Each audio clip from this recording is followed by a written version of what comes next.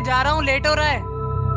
रुक बेटा रुक, देख रोटी हो गई है, सब्जी होने वाली है, थोड़ी देर का सवाल है, तू टिफिन लेके जा। अरे टाइम ही तो नहीं अम्मा, वो ना मुझे क्लासेस के लिए लेट हो रहा है। अच्छा भैया, हाँ क्लासेस के लिए इतना एक्साइटमेंट, कुछ तो गड़बड़ है। कोई गड़बड़ नहीं है पागल बिल्ली। वो ना मुझे एक असाइनमेंट मिला है, अगर पूरा हो गया ना तो तेरा भाई सुपरस्टार। भैया शाहरुख खान जैसा सी फेसिंग फ्लैट अपना भी होगा। बंगलो बोल बंगलो। अम्मा कहती है ना कि घर में छत और आंगन दोनों होना चाहिए, तो वो दोनों दूंगा अम्मा को पगली। और हमारे घर में ना नौकरों की इतनी फौज होगी कि अम्मा को काम करने की जरूरत ही नहीं पड़ेगी। अरे सुन, डब्बा तो लेते जा। Best of luck.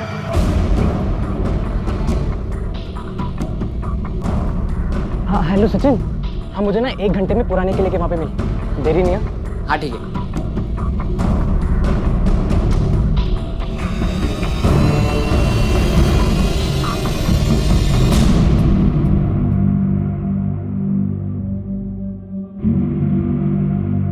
अंजी, कितने जा रही है सवारी? पापा जी वो कोचिंग क्लासेस जा रहे हैं। भैया जी, आजकल बड़ी पढ़ाइयाँ हो रही हैं। बेटा जी लेकिन आज सैटरडे है, आज कोचिंग क्लास बंद रहती है। हम अगर वो एक स्पेशल असाइनमेंट है तो उसके लिए एक्स्ट्रा क्लासेस है, तो जाना। और ये एक्स्ट्रा क्लासेस तुम्हारी जरूर रोहन पांडे सर ले रहे होंगे, हैं? सालों से समझा रहा हूं तुझे, उस नालायक का साथ छोड़ दे। और तूने कसम खा रखी, अव्वल तो बाप की बात सुननी नहीं है, और एक कान में अगर चली भी गई बात तो दूसरे कान से निकाल देनी है तूने। पापा जी मैं सच बोल रहा हूँ, आप चाहो तो क्लास आकर देख सकते हो मेरे साथ। जब देखो मुंडे दे पीछे पड़े रहते हो। कितनी बार बोला कि जाते वक्त पीछे से टोका नहीं करते, अब शगुन होता है, पर मेरी बात कितने पड़ती है आपके कानों में? जा मन लगा के पढ़ना, जा। हमारी यही चीजें इसको बिगाड़ के रख देंगी, भारी पड़ेगा एक दिन, देखना तुम।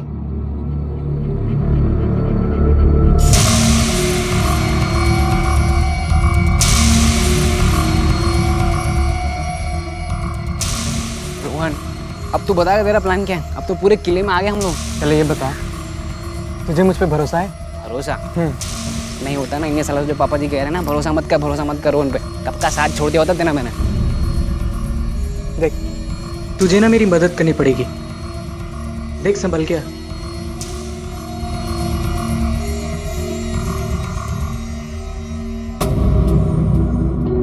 यार आए क्यों नहीं अभी तक?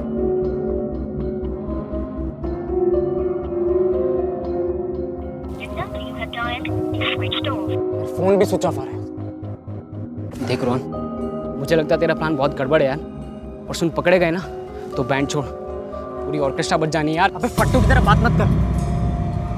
प्लान बहुत सिंपल है, बस तू मेरा साथ दे, बाकी सब कुछ ठीक हो जाए।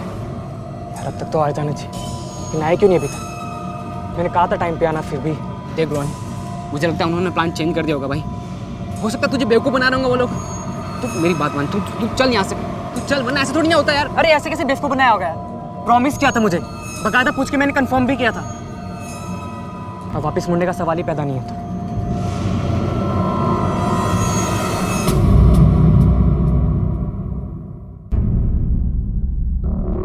सुबह से घर से निकला है साहब, रोज तो रात को 8 बजे तक वापस आता है।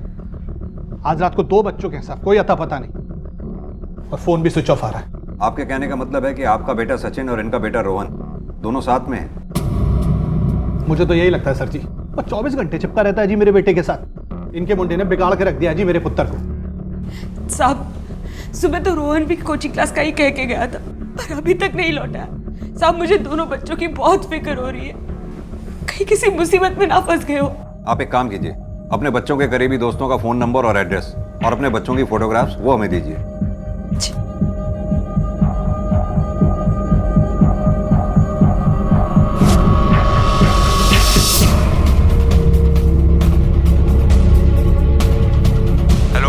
कंट्रोल रूम, दहीसर की खाड़ी के पास 2 बॉडीज मिली हैं।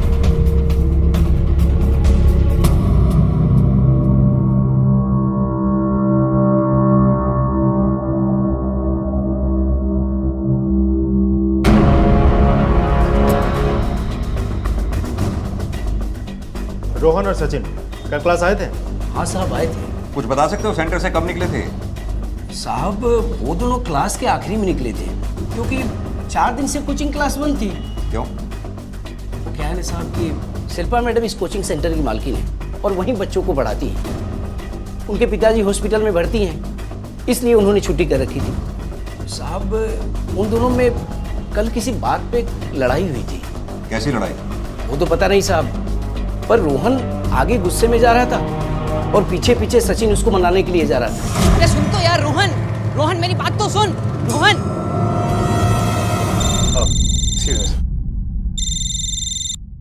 हेलो, क्या? कहाँ?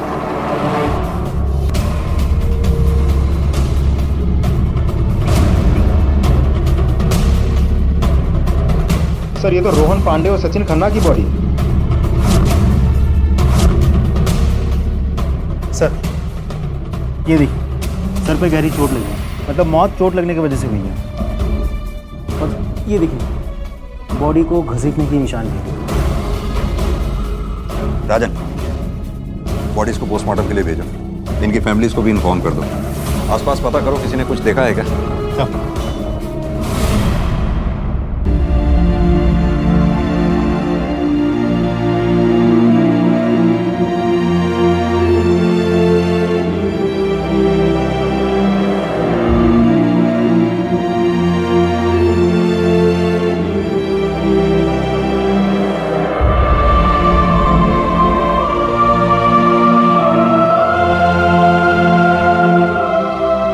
के कंधों पर अपने जवान बेटे की अर्थी का बोझ इस दुनिया का सबसे बड़ा बोझ होता है, और एक मां को उसकी औलाद की मौत की खबर मिलने से ज्यादा दर्दनाक और कुछ नहीं हो सकता। और इन दोनों परिवारों के साथ यही हुआ था। कोई नहीं जानता था कि महज 17 साल की उम्र में इन बच्चों से ऐसी कौन सी गलती हुई थी जिसकी उन्हें सजा मिली थी। पुलिस उनके हर दोस्त, हर जानने वाले से पूछताछ कर चुकी थी, लेकिन कोई सिरा उनके हाथ नहीं लगा था और ना ही कोई सुराग मिला था जिसके सहारे इस जांच को आगे बढ़ाया जा सके। बहुत पक्की दोस्ती थी दोनों की सर। पूरे कॉलेज में फेमस थी उनकी दोस्ती। रोहन और सचिन एक दूसरे के लिए कुछ भी कर सकते थे। रोहन को एक्टिंग का बहुत शौक था सर। वो कॉलेज प्लेस में ऐसे हीरो पार्टिसिपेट करता था और कहता था कि एक दिन वो शाहरुख खान से भी बड़ा स्टार बनेगा। ये रोहन और सचिन दोनों ने अपने घरों में किसी स्पेशल असाइनमेंट में बिजी होने की बात कही थी। क्या बता सकते हो स्पेशल असाइनमेंट के बारे में? नहीं सर, ऐसा कोई असाइनमेंट नहीं था।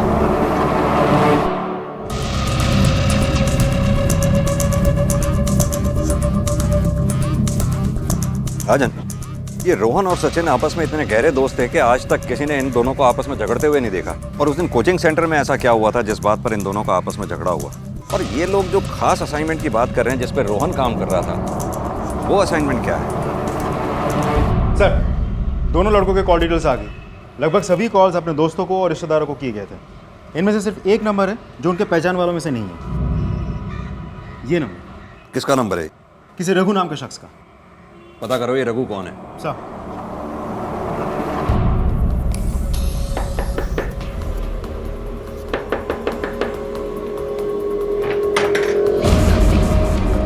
हाँ साहब। रघु यहीं रहता है क्या? हाँ, वो अंदर सो रहे, मैं बुला के लाता हूँ।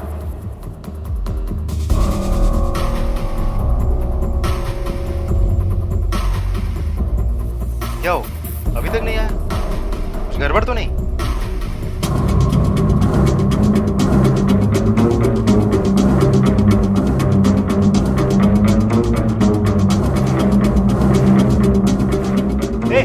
उठाओ इसे। कौन है तू? मेरा नाम जय साहब। बंदे वो भाग गया, तुम दोनों संभालो इसे।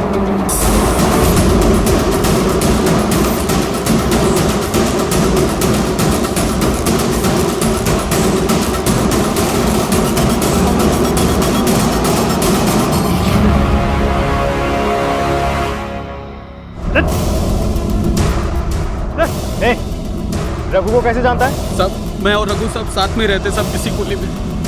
वैसे हुआ कैसा? सब पता चल जाएगा। चलो इस अंदर चल। जी सर।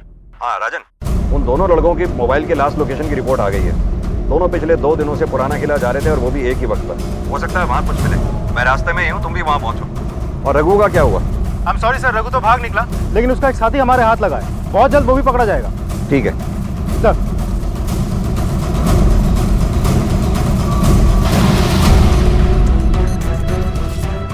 सर आपको वाकई लगता है कि हमें यहाँ से कुछ मिलेगा? ऐसा भी तो हो सकता है कि वो लोग बस यहाँ टाइम पास के लिए आए होंगे। राजन, ये जगह उनके घर और कोचिंग इंस्टीट्यूट से बहुत दूर है, और वैसे भी इस उम्र के लड़के मॉल में जाना ज्यादा पसंद करते हैं, ऐसे खंडरों में नहीं। जब तक कि कोई खास वजह ना हो, एक काम करो, आसपास का एरिया अच्छी तरह से छान मारो, देखो कुछ मिलता है क्या। सर,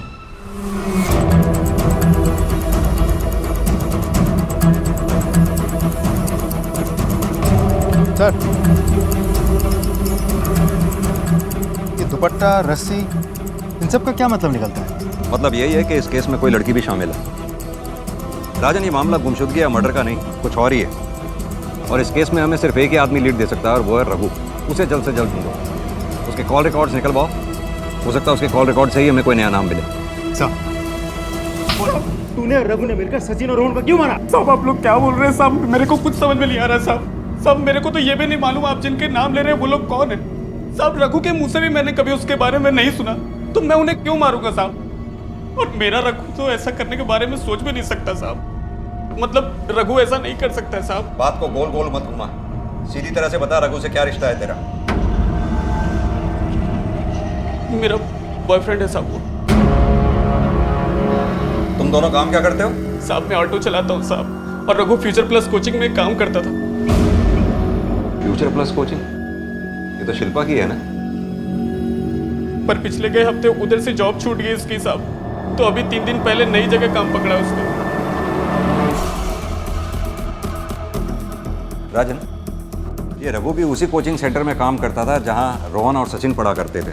रघु जॉब छूटने के बाद भी रोहन से रेगुलरली टच में था, क्यों? सर, मैंने रघु के कॉल डिटेल्स चेक किए, उसके नंबर से सिर्फ रोहन और विशाल को ही कॉल्स किए जाते। उस नंबर से किसी तीसरे आदमी को ना कभी कॉल किया गया, ना कहीं से कॉल आया। ये विशाल कौन है? कोचिंग सेंटर की मालकिन शिल्पा का हस्बैंड। यानी कि उस कोचिंग सेंटर का इस मामले से कोई ना कोई कनेक्शन जरूर है। ये रघु भी काफी स्मार्ट लगता है। मुझे लगता है ये जो खिचड़ी पक रही थी, इसमें इस रघु का भी कोई इंपॉर्टेंट रोल रहा होगा, तभी वो इस सेपरेट नंबर को यूज किया करता था। राजन, इस विशाल से मिलते हैं, देखते हैं वो क्या कहता है। सर,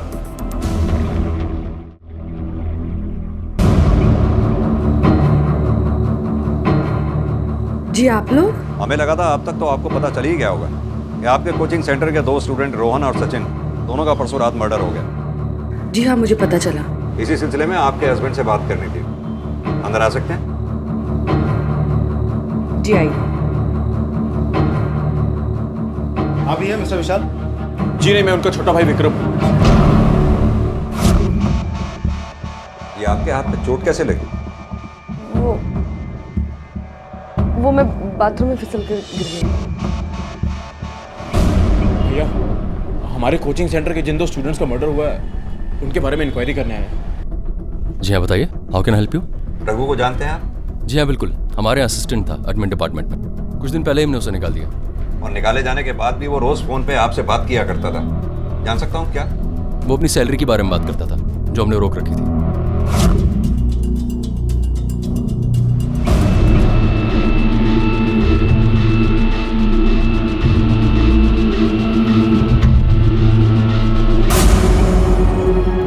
पेपर नहीं करेगा? नहीं सर, पेपर नहीं सर, क्या क्या?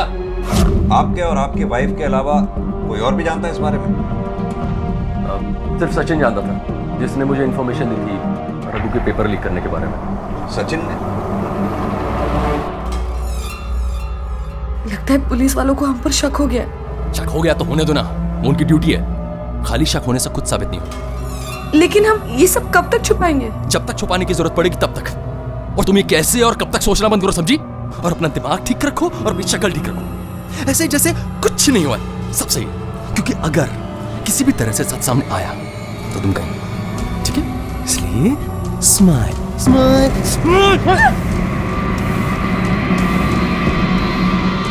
जहां तक मैं समझ रहा हूं कहानी कुछ ऐसी, रोहन कॉन्स्टेंटली रघु के टच में था, तो हो सकता है कि रोहन ने ही रघु को पेपर लीक करने के लिए कहा हो। रोहन के कहने पर रघु पेपर लीक करने पहुंचता है, लेकिन सचिन के कहने पर वो पकड़ा जाता है। फिर इस बात को लेकर सचिन और रोहन के बीच झगड़ा होता है, बहस होती है। इस बात का बदला लेने के लिए रघु सचिन को मार देता है। नहीं राजन, अगर रघु को ऐसा करना होता तो फिर वो रोहन को नहीं मारता। इसके अलावा उस किले से हमें दुपट्टा और रस्सी बरामद हुए, जो इस केस में कहीं फिट ही नहीं बैठते। आई डोंट नो व्हाई ये शिल्पा और उसके हस्बैंड से भी सही वाइब्स नहीं मिल रही है मुझे। लगता है जरूर कुछ छुपा रहे हैं ये हमसे। ये शिल्पा को कल सुबह थाने बुलाओ, अकेले।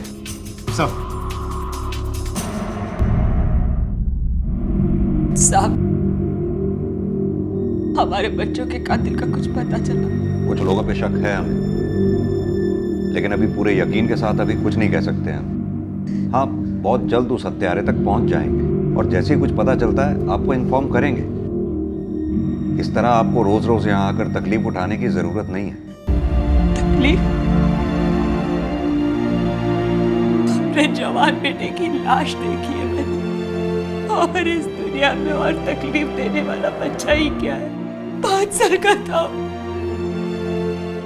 जब उसके पिताजी चल बसे, तभी से मैंने अकेले उसे और उसकी बहन को पाल पोस के बड़ा किया। वो हमेशा कहा करता था कि अम्मा तू चिंता ना कर, मैं बहुत ही जल्दी तेरा बोझ कम कर दूंगी। लेकिन ऐसे मेरा बोझ कम करने वाला था, ये तो मैंने कभी नहीं सोचा था साहब, कभी नहीं सोचा।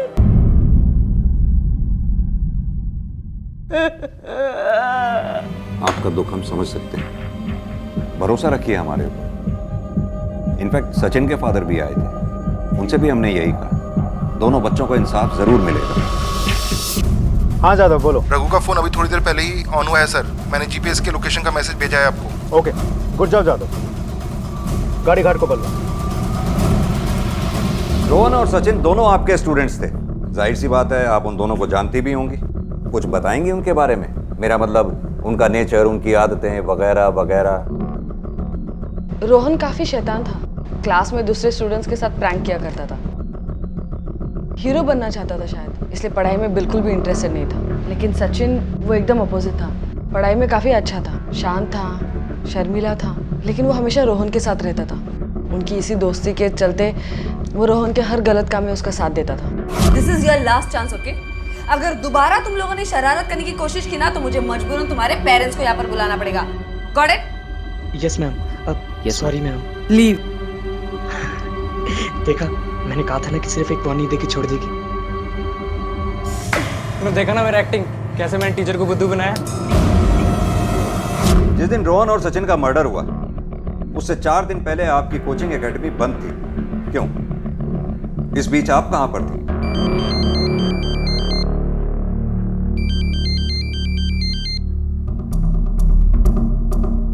सब मैं अपने पेरेंट्स के घर पर थी, क्योंकि मेरे डैड हॉस्पिटल में है और इसलिए कोचिंग सेंटर भी बंद था। आप इतना नर्वस क्यों हो रही हैं? जी नहीं, वो मैं पहली बार पुलिस स्टेशन आई हूँ ना, शायद इसलिए। ओह, मुझे लगा आप हमसे शायद कुछ छुपा रही हैं, इसलिए। लीजिए, पानी पीजिए।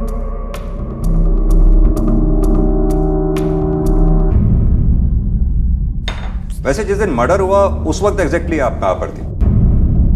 अपने घर में, मायके में या हॉस्पिटल में? आप ये सब मुझसे क्यों पूछ रहे हैं? क्या आपको लग रहा है कि ये सब मैंने आपसे जितना पूछा जाए उतना ही जवाब दीजिए। मैं हॉस्पिटल में थी। क्या है माँ? मैं बार बार फोन कट कर रही हूँ तो आपको समझना चाहिए ना कि मैं अभी बात नहीं कर सकती। हाँ, मैं आपको फोन करती हूँ। हाँ माँ, मैं दवाई लेकर आ जाऊंगी। नहीं माँ, विशाल को पता नहीं चलना चाहिए कि मैं डॉक्टर का इलाज करवा रही हूँ। माँ, मैं बाद में बात करती हूँ। सॉरी सर, मुझे जाना होगा। मेरे डैड हॉस्पिटल में है और मुझे दवाई लेकर जाना है।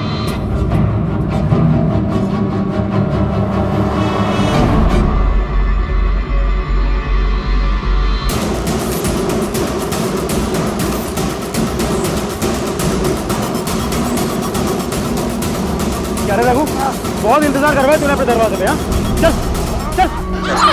अब शुरू कर, बता क्यों मारा उन दोनों लड़कों को? साहब, मैंने किसी को नहीं मारा साहब, मैं सच बोल रहा हूँ, मैंने किसी को नहीं मारा। आप लोग क्या करें, मुझे कुछ समझ में नहीं आ रहा। कुछ नहीं पता तुझे, तू भागा क्यों था? भागा क्यों था? वो साहब, मैंने विशाल साहब की कोचिंग क्लास में पेपर लीक करने की कोशिश की थी। मुझे लगा उसके चक्कर में आप लोग मुझे पकड़ने आए इसलिए भागा था। और वो जो 2 लड़के, मुझे तो पता भी नहीं था कि उनका खून हो गया। साहब मैंने कुछ नहीं किया, और जिस नंबर की आप लोग बात कर रहे हैं ना, वो नंबर मेरा नहीं है साहब। आप लोग को जरूर से कोई गलतफहमी हुई है। झूठ मत बोल, वो नंबर तेरा ही है, तेरे ही नाम पर इशू हुआ है वो नंबर। नहीं साहब मुझे कुछ नहीं पता, वो नंबर मेरा नहीं है साहब। आयशा पर राजन साहब, जिस दुकान से वो नंबर इशू हुआ है पता करो वहाँ पर।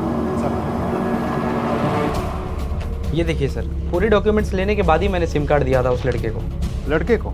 हाँ सर, जिसका ये डॉक्यूमेंट्स है वो खुद नहीं आए थे, एक लड़का आया था। उसने कहा कि ये मेरे अंकल है, उन्हीं के लिए सिम लेना है। वो दिखने में भी सर शरीफ लग रहा था और उसके पास सारे डॉक्यूमेंट्स भी थे, इसलिए मैंने उसे सिम दे दिया। ये फोटो देखो जरा, ये था? नहीं सर, ये नहीं था। ये लड़का था? हाँ सर, यही था जिसे मैंने सिम दिया था। केस की फाइल हेडक्वार्टर में भेज दो। सर, रघु सही कह रहा है, वो रोहन ही है जिसने रघु के नाम पर नया सिम लिया था। लेकिन सर उसे रघु के डॉक्यूमेंट्स कैसे मिल गए? एक बात और समझ में नहीं आ रही सर, रोहन उस नंबर से अपने ही नंबर पे क्यों कॉल कर रहा था? ये तो तब हो सकता है जब वो सिम किसी और को दे दे। राजन पता करो ये शिल्पा के फादर कौन से हॉस्पिटल में एडमिटेड है। साहब जी हाँ, पिछले 1 हफ्ते पहले उन्हें यहाँ लाया गया था। बहुत सीरियस कंडीशन में थे वो, बट आफ्टर सर्जरी काफ़ी अच्छा रिकवर कर रहे हैं। उनकी बेटी शिल्पा वो देखने आती है ही नहीं यहाँ? जी रोज आती हैं, बीच में 2 दिन नहीं आ पाई थी, उसके बाद रोज ही आ रही हैं। अब तो उन्होंने अपने पापा को प्राइवेट रूम में भी शिफ्ट कर दिया है। तो पहले किस में थे वो? सर जनरल वार्ड में। अभी 3 दिन पहले उन्हें प्राइवेट रूम में भी शिफ्ट किया गया है। ठीक है सिस्टर, थैंक यू। राजन शिल्पा ने अपने फादर को जनरल वार्ड में भर्ती कराया, अच्छा खासा कोचिंग सेंटर है उसका, चाहती तो प्राइवेट वार्ड में भी भर्ती करा सकती है। बिल्कुल सर, लेकिन ऐसा भी तो हो सकता है कि शिल्पा की कोई मजबूरी नहीं हो। लेकिन पैसे के अलावा शिल्पा की और क्या मजबूरी हो सकती है जिसे 3 दिन पहले अचानक दूर कर दिया गया? और सबसे बड़ी बात, शिल्पा अपने फादर की बीमारी में उन्हें सपोर्ट कर रही है, ये बात उसने अपने हस्बैंड से छुपाई हुई है। राजन जितना देखने में ये केस नॉर्मल लग रहा है उतना नॉर्मल है नहीं। एक काम करते हैं, उस कोचिंग सेंटर पे जाकर उस गार्ड से दोबारा मिलते हैं, हो सकता है हमसे कोई कड़ी मिस हुई हो। चलो साहब आराम से याद करके बताओ, घबराओ मत। क्या तुमने उस दिन रोहन और सचिन को झगड़ते हुए देखा था? नहीं सर, पर सर रोहन जितने गुस्से में निकला था और उसके पीछे सचिन उसे मनाने के लिए निकला, तो मुझे तो ऐसे ही लगा कि उन दोनों के बीच कुछ झगड़ा हुआ है। उस वक्त और भी स्टूडेंट्स थे क्लास में? नहीं सर, सब जा चुके थे, लेकिन हाँ सिर्फ शिल्पा मैडम थी। वो हर रोज क्लास का काम निपटाकर 1-1.5 घंटे देरी से निकलती है। ठीक है राजन, हो सकता है उस दिन रोहन का सचिन के साथ झगड़ा ना होकर के अपनी शिल्पा मैडम के साथ झगड़ा हुआ हो। रोहन गुस्से से बाहर निकला और सचिन उसे मनाते मनाते पीछे गया हो। हो तो सकता है सर, लेकिन रोहन शिल्पा के साथ झगड़ा क्यों करेगा?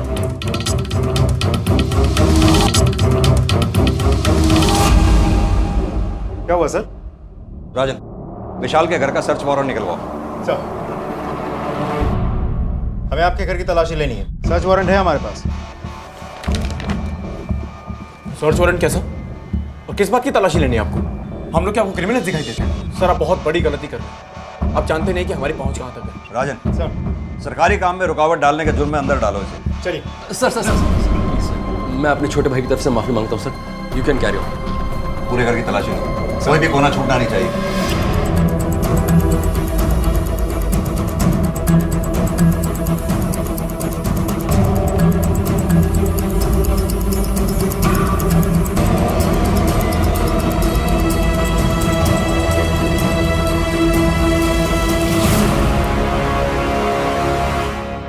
सर ये मिला अंदर से।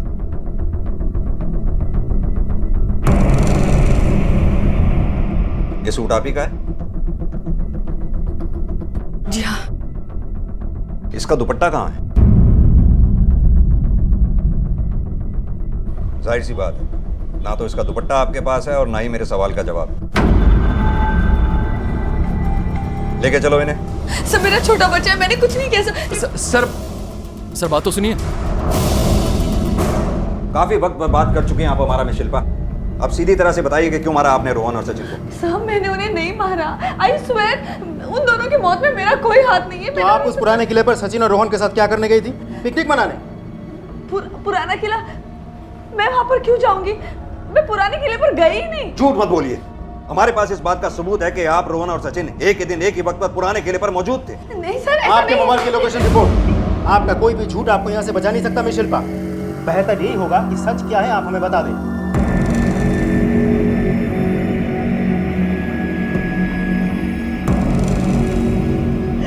मुझसे बहुत बड़ी गलती हो गई सर, बहुत बड़ी गलती हो गई। लेकिन मैंने ये जानबूझ के नहीं किया सर, मैंने मजबूरी में किया। मैंने उन दोनों को नहीं मारा सर, मैं सच कह रही हूँ, मैंने उनको नहीं मारा। तो फिर किस गलती की बात कर रही हैं आप? क्या किया आपने?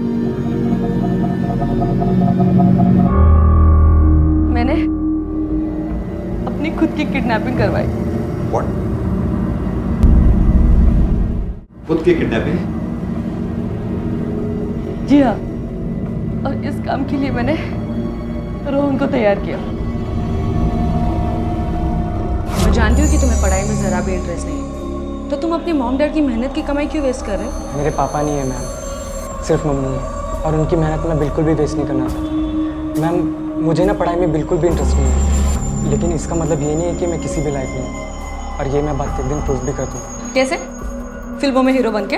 मैम, उसमें तो मुझे कोई भी नहीं हरा सकता, ये तो मैं चैलेंज भी कर सकता हूँ। ठीक है, मेरी पहचान का एक कास्टिंग डायरेक्टर है जो बड़ी बड़ी फिल्मों में कास्टिंग करता है। अगर तुम चाहो तो मैं तुम्हें उससे मिलवा सकती हूँ। मैम, सच में आप? लेकिन तुम्हें मुझे ये प्रूव करना होगा तुम वाकई में अच्छे एक्टर हो। मैम, अगर आप चाहो तो मैं अभी के अभी आपका ऑडिशन देके दिखा सकता हूँ। नहीं, ऑडिशन नहीं चाहिए, एक असाइनमेंट है। असाइनमेंट? अगर तुम सक्सेसफुल हुए तो मैं मान लूंगी कि तुम एक अच्छे एक्टर हो और मैं तुम्हें स्टार बना दूंगी। मैम, आप जो भी कहोगे ना, मैं वो करने को तैयार हूँ। मैं जानती थी कि रोहन एक्टिंग के पीछे पागल है, उसके इसी पागलपन का फायदा उठाया मैंने और उसे प्लान में शामिल कर लिया। लेकिन बाद में रोहन ने सचिन को भी प्लान में शामिल कर लिया। प्रॉमिस किया था मुझे, बकायदा मैंने पूछे कंफर्म भी किया था। वापिस मुड़ने का सवाल ही कर रहे हैं। That's the spirit, Rohan. Life में सक्सेस उन्हीं को मिलती है जो अपना प्लान अधूरा नहीं छोड़ते। सॉरी, मुझे आने में देरी हो गई। No problem ma'am. Simla? Yes ma'am.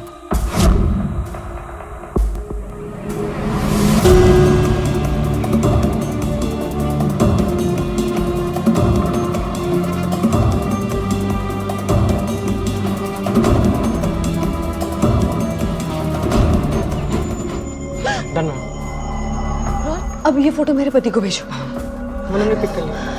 अभी मेरे पति को फोन लगा, मुझे अभी तुम्हारी एक्टिंग स्किल्स देखनी है, ठीक है? ऐसा लगना चाहिए कि तुम एक असली किडनैपर हो और तुमने मेरा किडनैप किया है। और हाँ, तुम्हें 10 लाख रुपए की डिमांड करनी है, ठीक है? फोन करो। फोटो देख के तो तू समझ ही गया होगा कि तेरी बीवी का किडनैप हो गया। अब सुन, अगर तू चाहता है कि तेरी बीवी तुझे सही सलामत मिल जाए तो तुझे क्या करना है? मैं कौन बोल रहा हूँ? शाहरुख खान बोल रहा हूँ। क्या फर्क पड़ता है? अबे सुन, जितना बोला जा रहा है उतना कर। अगर तू अपनी बीवी को जिंदा देखना चाहता है तो 10 लाख रुपए लेके कल पुराने किले के वहां पे आ जा। और सुन, ज्यादा होशियारी की ना तो तेरी बीवी को मार दूं, समझा? लेकिन ये सब आपने किया क्यों? अचानक इतनी बड़ी रकम की क्या जरूरत आ पड़ी थी आपको? और अगर पैसों की इतनी जरूरत भी थी तो अपने पति से सीधे मांग सकती थी आप। अगर उन्होंने पैसे दिए होते तो ये सब करने की जरूरत ही नहीं पड़ती थी ना सर। कोचिंग सेंटर के पास से जो भी इनकम आती थी वो अपने पास ही रख लेते थे।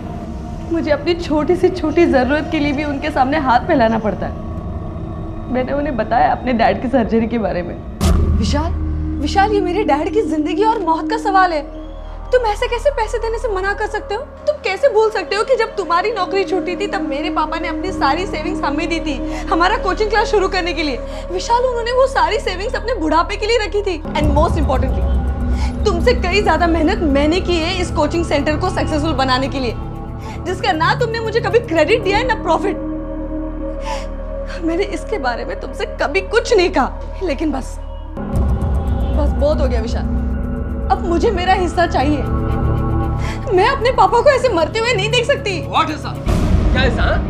सबसे बकबक कर रही है? इस घर को चलाने में, ये अपर क्लास लाइफस्टाइल मेंटेन करने में कुछ खर्च होता है। कुछ आइडिया है तुम्हें? जो कुछ बच रहा है उसको तुम चाहती हो तुम्हारे बाप पर खर्च कर दूं? तुम्हारा बाप आएगा? I said no. अपनी सोसाइटी में लड़के शादी के बाद अपना हर रिश्ता जैसे चाहे वैसे निभा सकते हैं, लेकिन लड़कियों को अपने पेरेंट्स के लिए अपना फर्ज निभाना भी है ना, तो वो भी नहीं करने दिया जाता। लेकिन मैं इसके लिए तैयार नहीं थी सर, इसलिए विशाल से पैसे निकलवाने के लिए मैंने ये सब प्लान बनवाया और मैं अपने प्लान में कामयाबी हुई।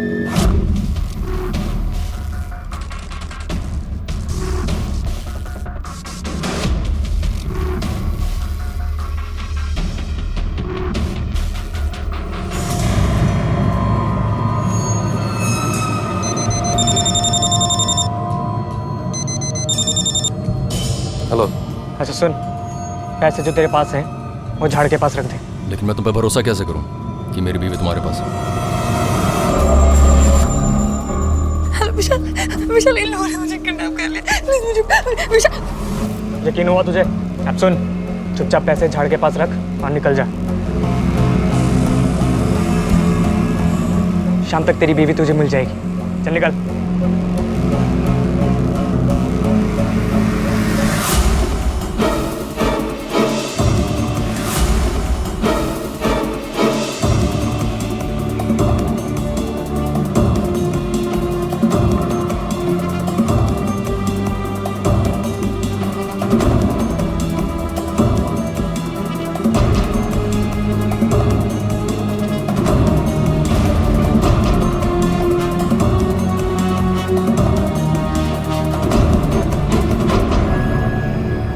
मेरा प्लान कामयाब हो चुका था सर।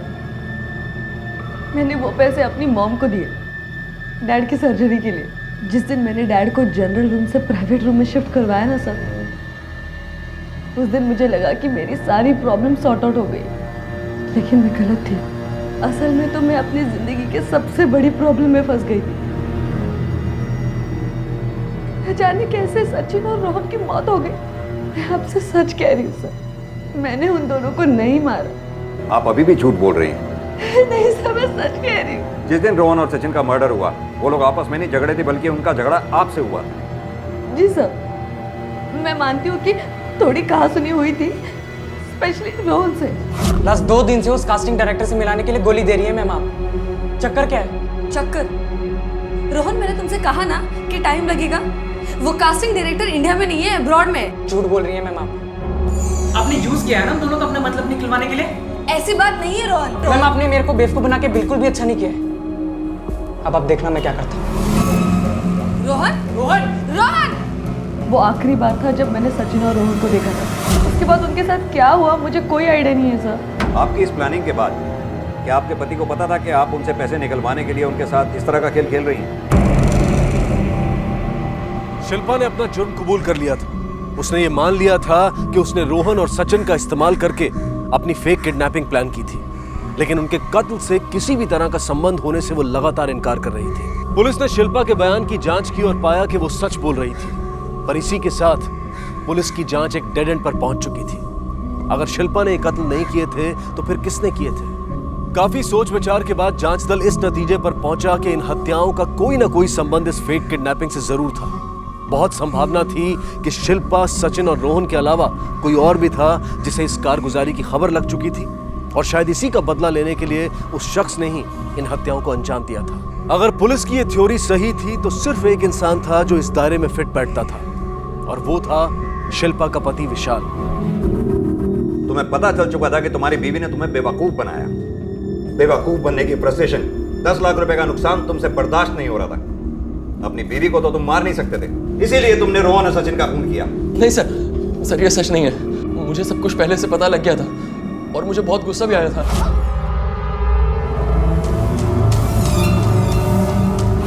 तुम्हें इस प्लान के बारे में पता कैसे चला? बोलो। मेरे भाई विक्रम के थ्रू। विक्रम, जो अभी तक हमें दर्शक लग रहा था, हो सकता है वो शिल्पा के किडनैपिंग प्लान के बारे में जानता हो।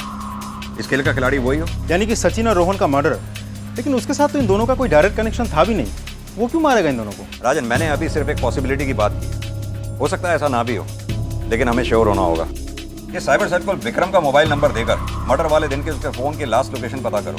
और हाँ, ये शिल्पा के कोचिंग एकेडमी जाकर खुद उसके सीसीटीवी फुटेज चेक करो। सर, इस विक्रम को इंटरोगेट करने के लिए कॉल करूँ क्या? नहीं, क्योंकि अगर वो मुजरिम है तो वो फरार हो जाएगा। उसे मैं खुद लेकर आता हूँ। बस बस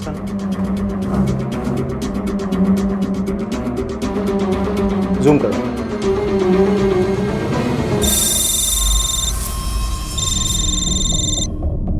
हेलो, हमने उसके फोन की लोकेशन की हिस्ट्री ट्रेस की है सर। पता चला है कि मर्डर के वक्त वो उसी गार्डन वाली लोकेशन पर था जहां उन लड़कों की बॉडीज मिली हैं। Good job Jadav.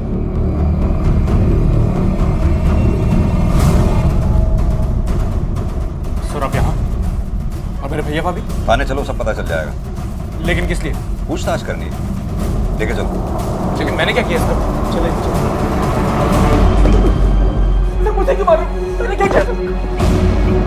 हमें सिर्फ तेरे से 2 सवालों के जवाब चाहिए। पहला सवाल, शिल्पा की फेक किडनैपिंग के प्लान के बारे में तुझे कैसे पता चला? बता दो सर, बता दो। सर, उस दिन मुझे पता चला कि मेरे भैया ने बैंक से 10 लाख रुपए निकाले। सर, मैं उनसे पूछना चाहता था लेकिन पूछ नहीं पाया क्योंकि भैया का मूड बहुत खराब था। सर, उसके बाद मैंने भैया को वही पैसे बैग में ले जाते हुए देखा। फिर मैंने भैया का पीछा किया और उनका पीछा करते करते मैं पुराने किले तक पहुंच गया।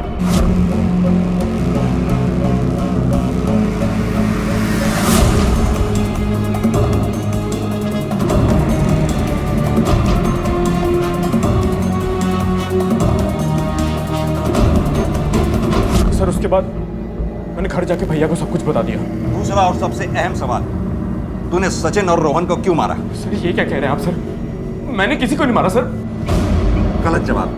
जिस दिन रोहन और सचिन का मर्डर हुआ तू कहां पर था? सर, मैं घर पे था सर। पूरा दिन? हाँ सर, मैं घर से बाहर निकला ही नहीं। सर, मैं सच बोल रहा हूँ सर। मैं पूरा दिन घर पे था सर, मैं घर से बाहर निकला ही नहीं। और सर, मैंने किसी को नहीं मारा। सर, आप पे जरूर कोई गलतफहमी हुई है। गलतफहमी? हाँ पाटिल,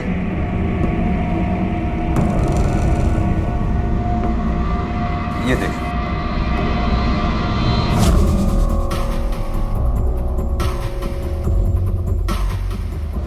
ये तेरे ही कोचिंग सेंटर की सीसीटीवी फुटेज है। जिस दिन रोहन और सचिन का मर्डर हुआ तूने ये उनके साथ, तो फिर कौन है? हाँ, याद आ गया सर। उस दिन मैं सिर्फ 5-10 मिनट के लिए भैया को मिलने गया था। लेकिन सर, इससे ये कहां साबित होता है कि उन दोनों का मर्डर मैंने किया है? सबूत चाहिए? ये तेरे मोबाइल की लोकेशन रिपोर्ट जो साफ साफ बताती है जिस वक्त, जिस जगह, जिस दिन रोहन और सचिन का मर्डर हुआ उस वक्त, उस जगह, उस दिन तू भी वहां मौजूद। और कोई सबूत चाहिए तुझे? हाँ सर, मैं नहीं मारा उन दोनों को।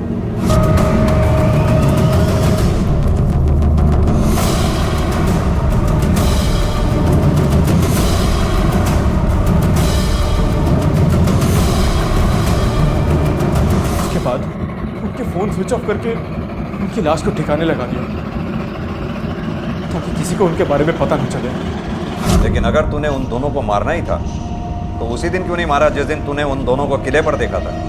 3 दिन तक इंतजार क्यों किया? सर, मैं उन्हें किडनैपिंग वाली बात पे मारना ही नहीं चाहता था। तो फिर किस बात के लिए मारा उनको? उस दिन कोचिंग सेंटर में मैंने उन दोनों को भाभी को धमकी देते हुए सुना। उनके वहां से निकलने पर मैंने उनका पीछा किया और उनको कट्टे पर बात करते हुए सुना। समझते क्या है शिल्पा अपने आप? उसने मुझे बेवकूफ बनाया ना। आप देख मैं कैसे उसकी बैंड बजाता हूँ। बड़ी कोचिंग सेंटर की ओनर बनी फिरती है ना वो। देख कैसे मैं उसकी और उसके कोचिंग सेंटर को बैंड बजाता। और यार वापस तू जाने दे यार। तू वापस के मैटर को क्यों बढ़ा रहा है यार? मैटर तो बढ़ गया सचिन। देख मैं कैसे उसके पति को जाके बताता हूँ उसने हमको बेवकूफ बना के उससे 10 लाख रुपए निकलवाए। मैं सोशल मीडिया पे जाके सब कुछ पोस्ट कर दूंगा। मैं इसको बताऊंगा, सारी वीडियो बनाऊंगा, सब फिक्स करूंगा। अब देख अगर मैंने कोचिंग सेंटर में ताले ना लगा दिए ना तो मेरा नाम भी रोहन है। हमारे कोचिंग सेंटर में ताला लगवाएगा तो? सर, मैं उन्हें मारने के मकसद से उनके पीछे नहीं गया था। सोचा था कि उन्हें समझाकर मामला सेटल कर दूंगा। लेकिन जब उन दोनों की बातें सुनी तो मुझे गुस्सा आ गया। एक तो भाभी के साथ मिलकर उन दोनों ने इतना बड़ा धोखा किया, ऊपर से माफी मांगने की बजाय हमारे कोचिंग सेंटर को बदनाम करने की कोशिश कर रहे थे। उस कोचिंग सेंटर को सर, जिससे हमारा घर चलता है, जो हमारे लिए सब कुछ है। मैंने उन्हें मारना शुरू किया, लेकिन उस मारपीट में यह ध्यान नहीं रहा कि इससे उनकी जान भी जा सकती थी। जब तक मेरा गुस्सा उतरा तब तक वो मर चुके थे। राजन सब इसकी चार्जशीट फाइल करो और इस केस की फाइल को क्लोज करो। Yes sir. और इस तरह पुलिस की तहकीकात अपने अंजाम तक पहुंची। रोहन और सचिन को इंसाफ मिला और विक्रम को उसके किए की सजा। उसे दोहरे कत्ल के इल्जाम में गिरफ्तार किया गया और मुकदमा अभी अदालत में चल रहा है। पर क्या इस पूरे मामले में दोष अकेले विक्रम का था? शायद नहीं, बल्कि इस मामले में हर वो इंसान दोषी था जो किसी भी तरह से इससे जुड़ा था। शिल्पा ने जो किया उसे कतई सही नहीं ठहराया जा सकता, लेकिन अगर विशाल ने अपना फर्ज और शिल्पा की भावनाओं का मान रखते हुए उसके पिता के इलाज के लिए पैसे दे दिए होते तो शायद शिल्पा को अपनी किडनैपिंग की झूठी साजिश रचने की जरूरत ही नहीं पड़ती। अगर रोहन ने लालच में आकर शिल्पा का और सचिन ने दोस्ती की वजह से रोहन का साथ देने का फैसला ना किया होता तो वो इस मामले में फंसते ही नहीं। और सबसे अंत में अगर विक्रम ने अपनी भावनाओं पर काबू रखते हुए रोहन और सचिन को समझाकर इस पूरे मामले को हल करने का प्रयास किया होता तो ना तो उन्हें अपनी जान से हाथ धोना पड़ता और ना ही खुद विक्रम की अपनी जिंदगी बर्बाद होती। याद रखें, हमारे जीवन की किसी भी बड़ी से बड़ी समस्या का हल भी जुर्म से नहीं निकाला जा सकता। Crime never page. इसी विचार के साथ अब मैं अनूप सोनी आपसे विदा लेता हूं। फिर मुलाकात होगी अगले एपिसोड में एक और चौंका देने वाले केस के साथ। तब तक अपना और अपने परिवार का ख्याल रखें और देखते रहें क्राइम पेट्रोल डायल 100। सबक एक को सीख हम सबको। जय हिंद।